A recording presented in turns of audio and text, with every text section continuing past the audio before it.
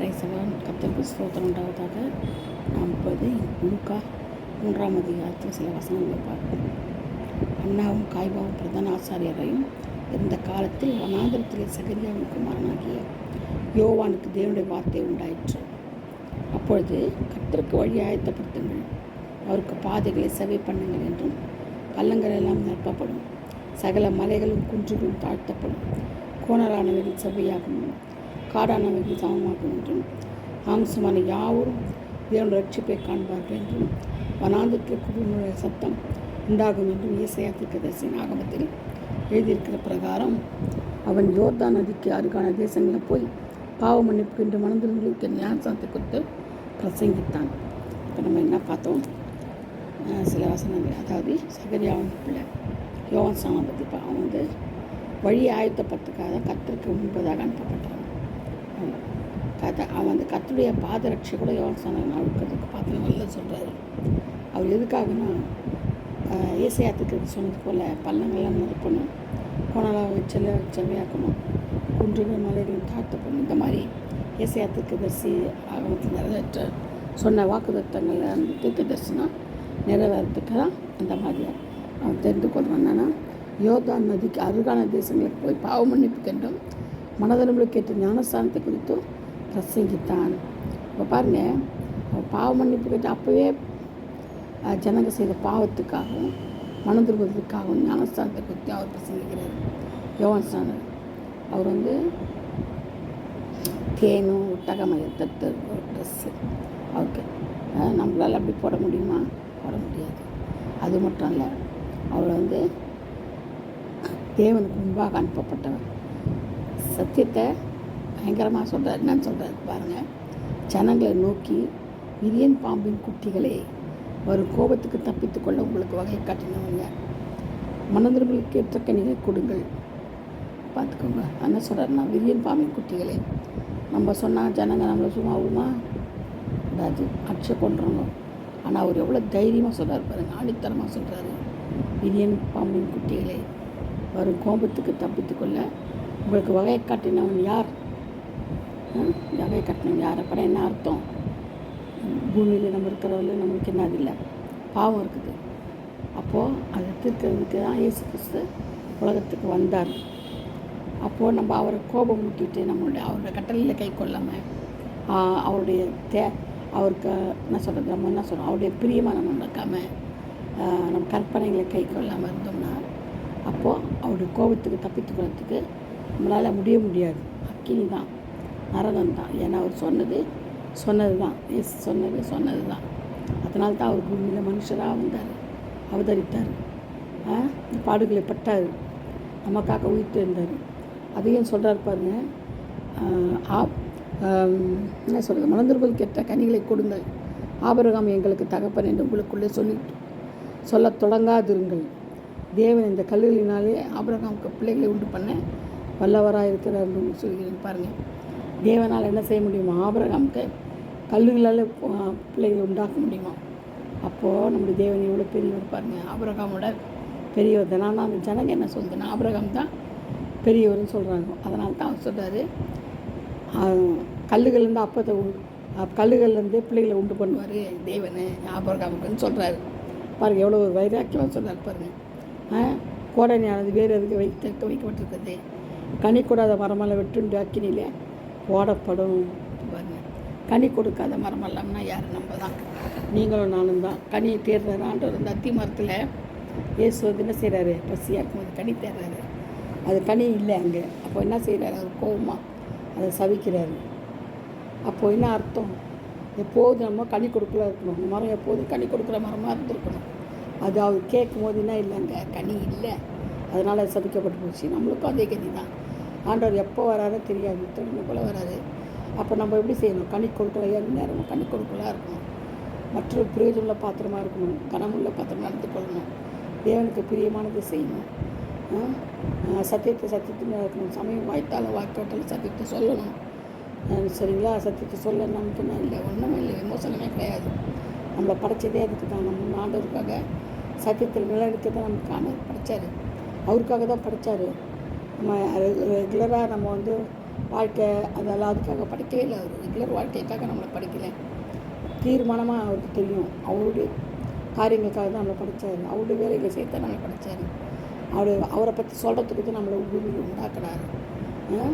அதான் நம்ம சாட்சியாக இருக்கணும். கடைசி மற்றும் முடிவு பரியந்தம் நிலைநிற்போட ரட்சிக்கப்படுவார் வேறு சொல்லுது. முடிவு பண்ணி நிலைநிற்கணும். நடுவில் என்ன செய்ய முடியாதான், போகக்கூடாது தான். அவரை முடிவு பண்ணி நிலைநிறுவ தான் ரட்சிப்புன்னு அர்த்தம். ரட்சிக்கப்பட்டனா அப்படி அது ரட்சிப்பு இல்லை. கடைசி வரை நிற்கணும் அவருக்காங்க, அப்போ தான் ரட்சிப்பு. அது மட்டும் இல்லை, அவர் சொல்லிட்டாருன்னா அது நடந்து தீரும். ஒரு வார்த்தை சொன்னால் போதுன்றாங்க. இந்த நூற்றுக்கு அதிபதி தான் சொல்லுது, ஒரு வார்த்தை மாத்திரம் சொல்லணுன்றது. இப்போ பாருங்கள் எவ்வளோ வல்லமை, வார்த்தையில் வல்லமை. அவர் சொன்னால் காற்றும் கடலும் என்ன செய்யுது, அடங்குது. அப்படி சைலண்ட்டாகிடுது.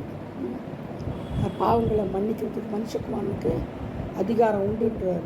அவருக்கு அந்த மாதிரி அதிகாரம் அவருக்கு இருக்குது. அப்போ நான் தான் தைரியமாக பேச மாட்டார். அவர் ஒன்றுமே பண்ண முடியல.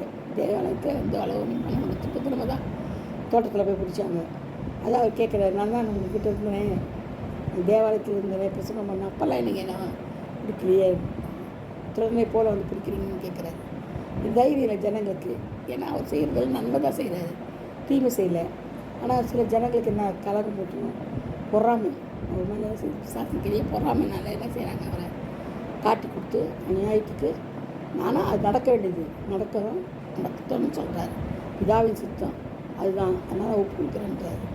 அது பாருங்கள் எவ்வளோ தாழ்த்துறாரு. மரணப்பரிந்தும் இயேசு கிறிஸ்து தன்னை தாழ்த்தினோம். நம்ம எங்கே தாழ்த்துறோம்? அவங்களால தாழ்த்த முடியுமா? ஒரு ஆறு சொல்லிட்டாங்க, எனக்கு பொத்துட்டு வந்து கோவம், எனக்கெல்லாம் அதிகமாக கோவம் வராங்க. உண்மையாகவே சொல்கிறேன், ஒரு சாட்சியாகவே சொல்லணும், எனக்கு சட்டிக்கு கோவம் வந்துடும். ஆனால் டக்குனு இப்போல்லாம் அப்படி இல்லை. அவங்கெல்லாம் வந்து ரொம்ப கோவப்படுங்க. ஒன்று பேச 4 பேசுவேன் பதிலுக்கு. என்கிட்ட யாருமே பேச முடியாது, பேசுறதுக்கு பயப்படுவாங்க. ஏன்னா 1 கொடுத்து 4 வாங்கணுமான்னு சொல்லிட்டு ஓடி போயிடுவாங்க. கேள்வியே கேட்க முடியாது. அந்த அளவுக்கு நான் பதில் கரெக்டாக வச்சுருக்கேன். தப்பு செய்ய மாட்டேன், ஆனால் கரெக்டாக இருப்பேன் நான். ஆனால் பயப்படுவாங்க என்கிட்ட பேசுறதுக்கு. நான் இப்போ அப்படி இல்லைங்க, 4 பேசினாலும் ஒன்றோட பேச மாட்டேங்கிறேன், சைலண்ட்டாக இருக்கணும். ஏன்னா ஆண்டவர் நம்மளை என்ன செய்கிறாரு, இந்த வழியில் நடத்துகிறாரு, இடுக்கமான பாதை வழியை நடத்துகிறாரு. உபத்திரவத்தின் குகையில் தெரிந்து கொண்டார். ஆமாம், உண்மைதான். உபத்திரவ பாதை தெரிந்து கொண்டாருன்னா நம்மளே அடைக்கணும். ஏன்னா அவருக்கு சுத்தம் நம்ம செய்யணும், அவருக்கு நம்ம போகணும். அப்போது அவருக்குரிய காரியங்கள் தான் நம்ம சிந்திக்கணும், செயல்பட்டணும்னு அர்த்தம். மனுஷனோட வாதாடக்கூடாது. இதெல்லாம் பண்ணிக்கிட்டு மனுஷனோட பிரயோஜனம் இல்லை. அவன் புல்லுக்கும் பூண்டுக்கும் மண்ணுக்கும் இருக்கிறவன். அந்த மனுஷனுக்கு நம்ம என்ன செய்யக்கூடாது, பயப்படக்கூடாது. புல் பூண்டு போல் இருக்கிறவங்க பயப்படலாமா? பயப்படக்கூடாது. நேரம் அலாட்டாக இருக்கணும்.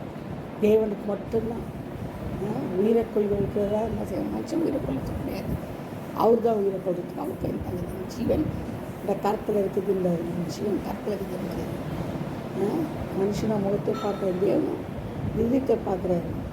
இருதயத்தில் இருக்கிற மகாக்கடுதுன்னு சொல்கிறாரு. அப்போ என்ன செய்யணும், அதை இருதயத்தை கழுவணும், அனுதினமும் சுத்திகரிக்கணும். அதனால தான் அவர் தைரியமாக சொல்கிறார், யோசனை சொல்கிறார், திடீர் பாவம் குட்டிகளே என்று கோபத்துக்கு தப்பித்துக்கொள்ள வகை கட்டினது யார் இருந்தார். எவ்வளோ தைரியமாக சொல்கிறார். அது மட்டும் இல்லை, ஏரோதுவே எதிர்க்கிறாரு.